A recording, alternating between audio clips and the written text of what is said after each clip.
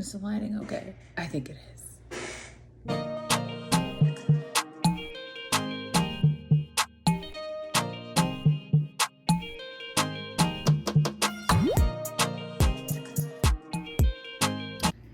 All right.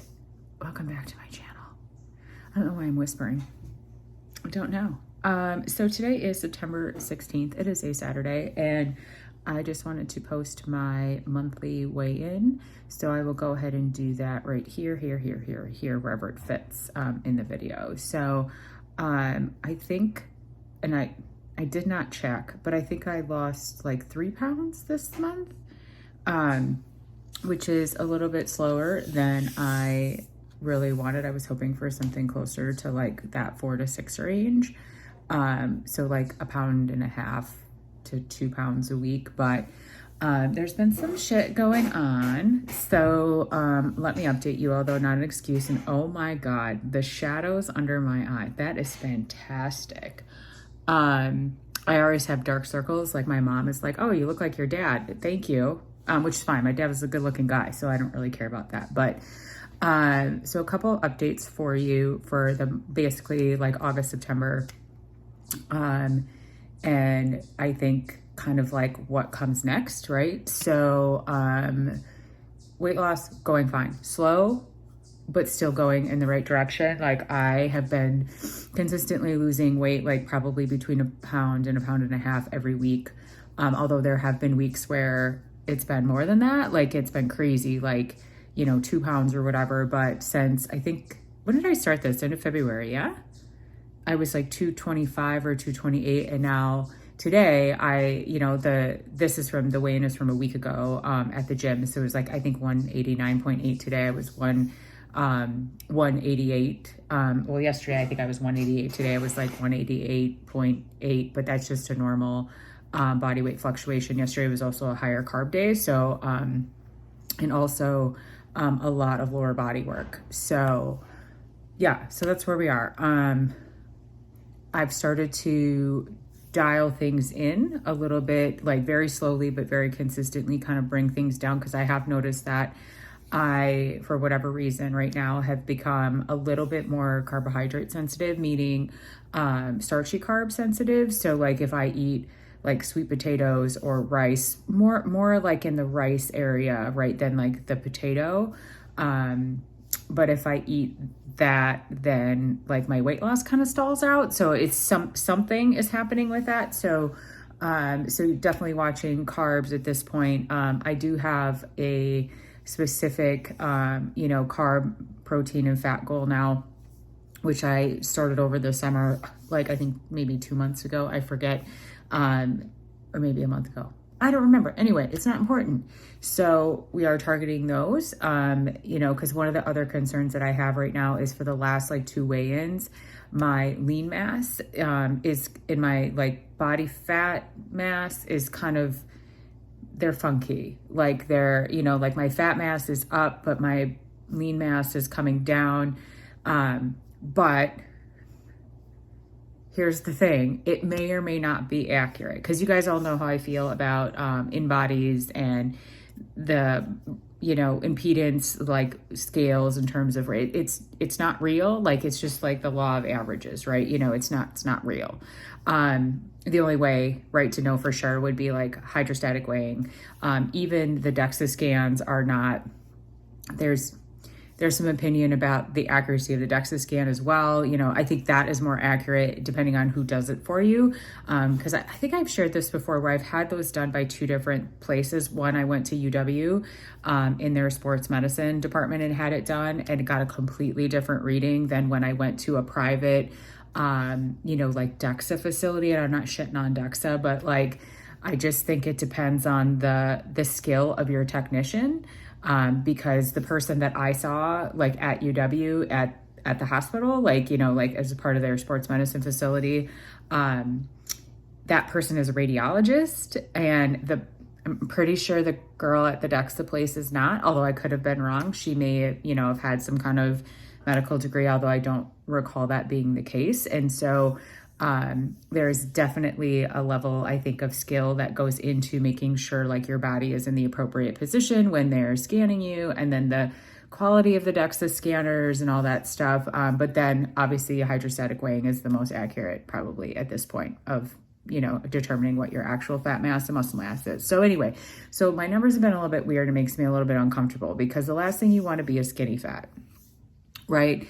You always want to maintain that lean muscle mass as best as you can, right? And it's a consequence or a side effect of weight loss. You are going to lose some muscle mass, doesn't have to be a lot, but you will, right? Like that's a thing when you're eating in a caloric deficit, like shit's going to happen.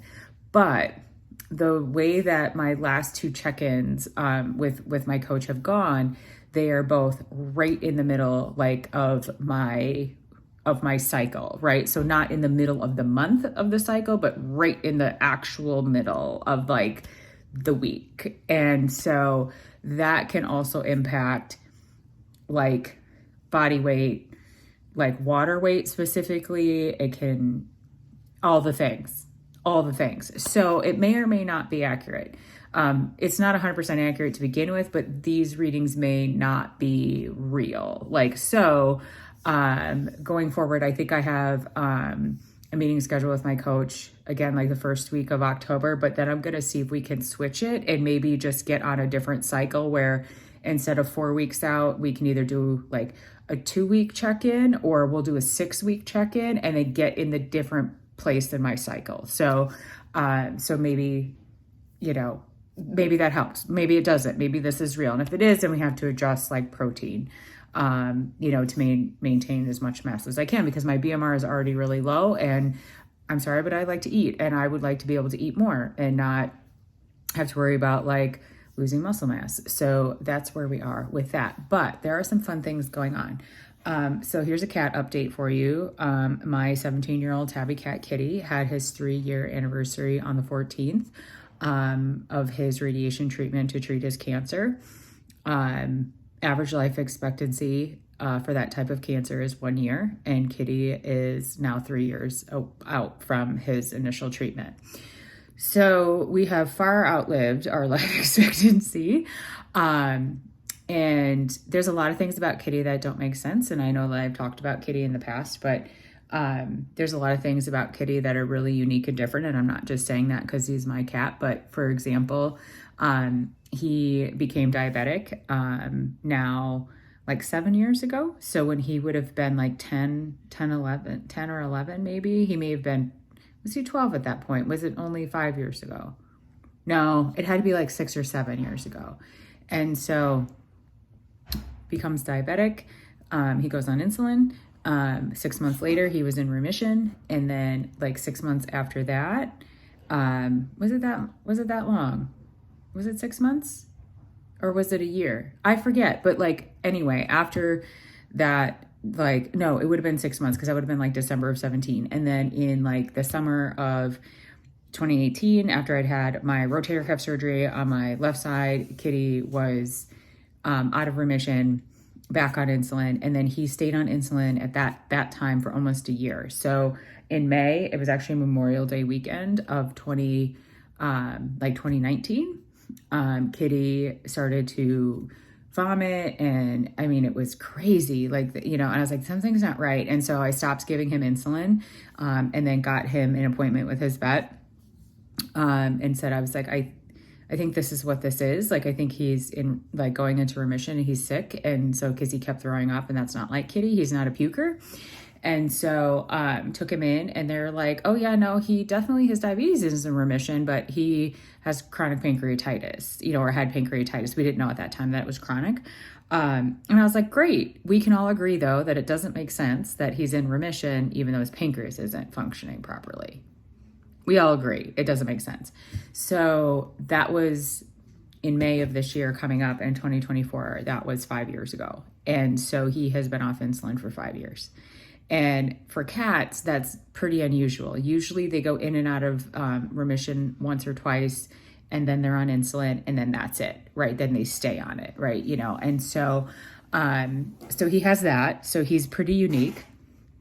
where he's been, like I said, he's been in diabetic remission for 5 years or almost 5 years, and his pancreas does not function normally.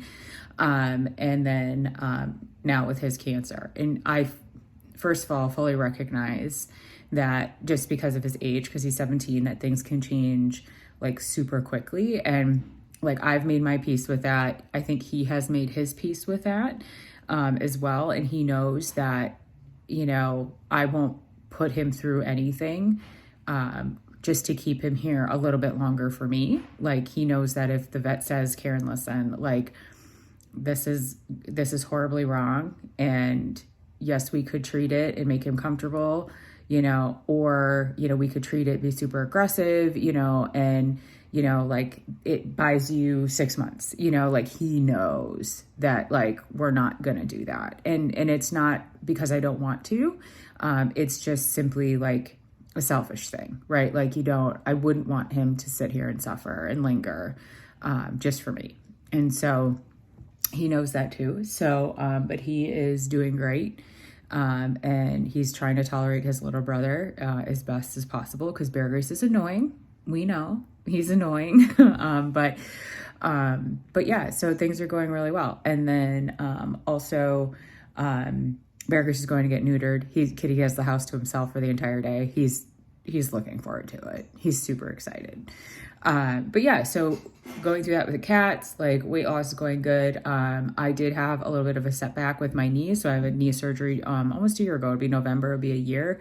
I just overdid it, and I was really like stiff and swollen for like probably close to 4 weeks. Like the last 3.5 weeks have been pretty bad, but I'm finally back to normal. Which is great. Having to modify all of my training. And then I don't know if I mentioned this before, I'm pretty sure I have, but I also have a shoulder issue on the right side with my rotator cuff. So I did have an MRI on Thursday, and I have a couple of things going on. One is that the bursa right in the shoulder joint, like in here, has fluid in it. And so they're like, oh, it's definitely, you know, you have bursitis. You know, I was like, oh, okay. You know, and then my acromion, right, which is part of like the shoulder that comes on the top. So I have what they call a type 2. And so it's where like normally like your shoulder, like at the top of your shoulder should be nice and straight, because then when you lift your arm overhead, it allows all of the tendons and the ligaments and the muscles of your rotator cuff to move underneath, and like they don't get stuck. Well, I have a type 2. So mine is curved down a little bit. So when I lift my arm just naturally overhead, my ligaments and my tendons and my, you know, part of my rotator cuff kind of gets trapped underneath of that. And it creates like a wear and tear situation. I also had that on my other shoulder, but that was a type 3 that had a bone spur. And so there was like a hook on it, and that was like pinching off like the parts of my rotator cuff, right? That caused some of my issues I had on that side. So I've got that going on. And then, so bursitis, the type 2 acromion. And then I have what is called tendinosis, which is not the same as tendinitis. Tendinosis is where the outer lining of like your tendons is fraying. And so it basically, creates a situation where your tendons can start to tear, right, and rip and do all this rupture and all this nonsense. And so I have that on my how do you say it? Supraspinatus. I have that there. The radiologist did mark that as mild, but I don't know what that means, is mild, which means, I think it just means that there's no significant injury at this point. It's just there. And I was doing some reading about this, is that condition can be exasperated and made worse by the use of over-the-counter pain reliever. So NSAIDs, so like Aleve, the Advils of the world, all the stuff, cortisone injections, which I had one done in this shoulder in July, which did absolutely nothing.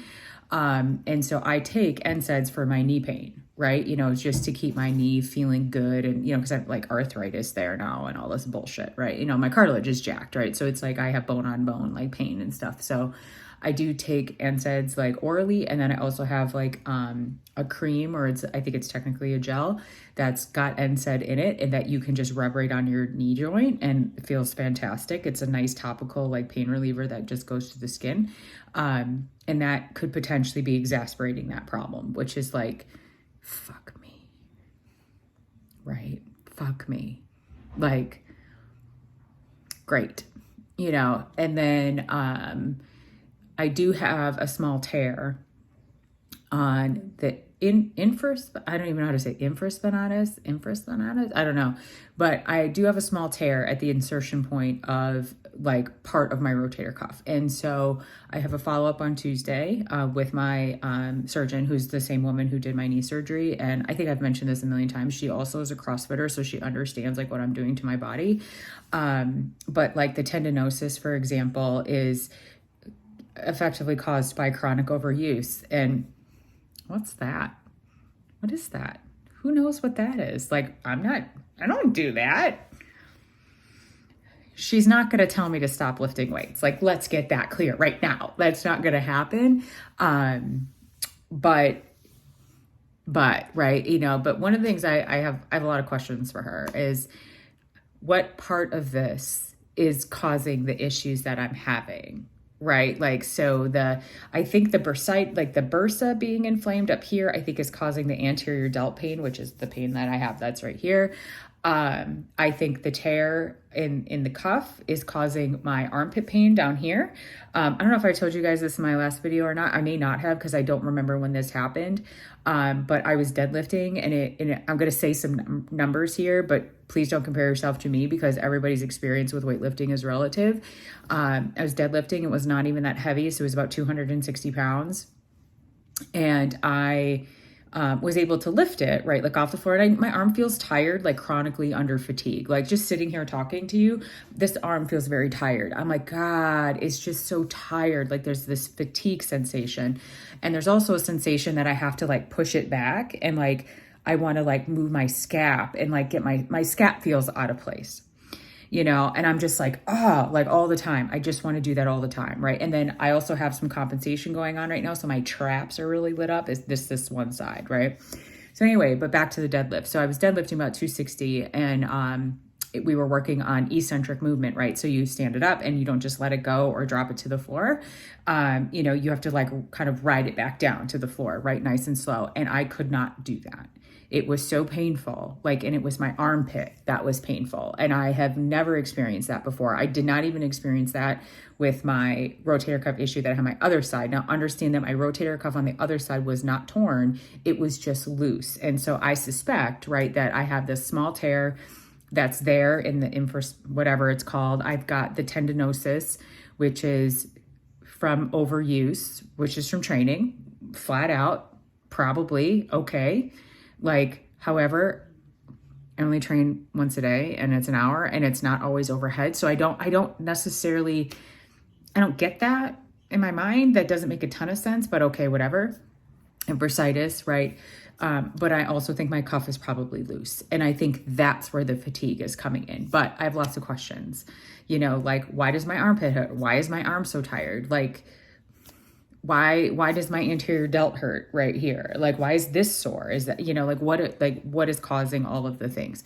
I have no idea what she's going to want to do. She might tell me we have to wait until it gets worse before, you know, we go in and do any sort of surgical repair. She may say, you know what, let's go ahead and get you in there and get this fixed. You know, right now, like, let's not try to ride this out.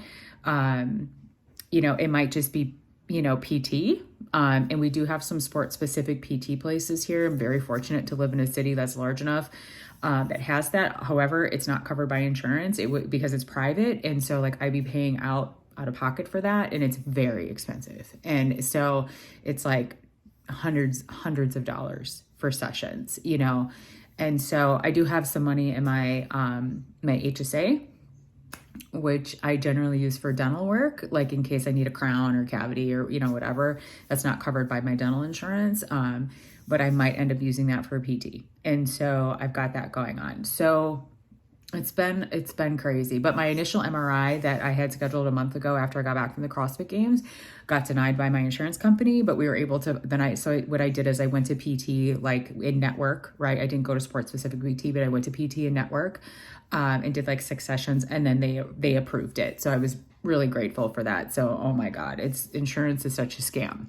I could do a whole video, but that's where I'm at. So my knee has been messed up for the last month or so, although now I feel I'm on the upswing there. I feel doing lots of heat on it. I was doing ice because it feels good, but I just felt like, I was like, I feel like the ice is making it worse. Like the ice was really good for like the pain relief, but like the swelling, like getting the fluid to move, like, and so I started doing heat, and then the arthritis gel, actually I have it right here. It's this one. This is just the Walgreens brand. I think it's called, and I'm not a doctor, I'm not giving you medical advice. What is it called? Voltran?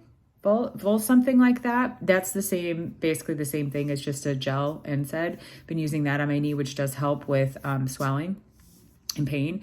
The only downside of that medication is that you have to be careful then of what you're taking orally. I don't drink, so that's not a concern for me. They do ask you to be mindful of your alcohol consumption because it affects your liver, because it's still absorbing into your body.